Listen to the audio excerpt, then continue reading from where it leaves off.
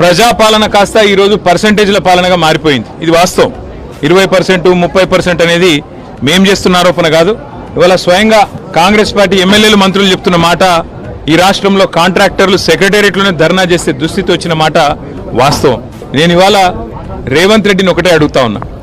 SLBC tunnel కూలి 8 మంది చచ్చిపోయి 3 నెలలు అవుతా ఉంది. రేపటితో 3 నెలలు నిండుతుంది.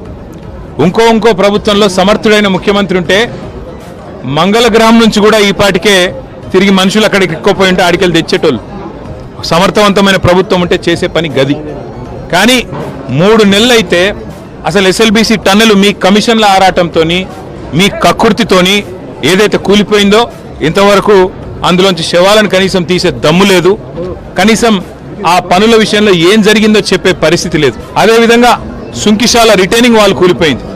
సుంకిశాల రిటైనింగ్ వాల్ కూలిపోతే ఇప్పటి వరకు ఆ సంస్థ మీద కానీ, ఆ ఎందుకు కూలిపోయిందన్న దాని మీద కానీ ఎలాంటి ఎంక్వైరీ లేదు, ఎలాంటి కమిషన్ లేదు. ఆ సంస్థ మీద ఎలాంటి చర్య తీసుకున్న పాపాన పోలేదు. వట్టెం పంప్ హౌస్ మునిగింది కాంగ్రెస్ వచ్చిన తర్వాత, ఇంతవరకు దాని మీద చర్యలు లేవు. పెద్దవాగు ప్రాజెక్టు 2 సార్లు కొట్టుకుపోయింది, దాని మీద చర్యలు లేవు. అందుకే ఇది కాంగ్రెసు బీజేపీ కలిపి వండుతున్న వంటకం ఏదైతే ఉందో, కాళేశ్వరాన్ని ఒక విఫల ప్రయోగంగా చిత్రీకరించే ప్రయత్నం ఏదైతే ఉందో, ప్రజలకు వాస్తవాలు తెలుసు. మాకు ఈ దేశంలోని చట్టాల మీద, న్యాయ వ్యవస్థ మీద మాకు సంపూర్ణమైన విశ్వాసం ఉంది. తప్పకుండా ఈ ప్రభుత్వాన్ని మాత్రం తప్పించుకుందామనే ప్రయత్నం చేస్తూ ఉన్నారు.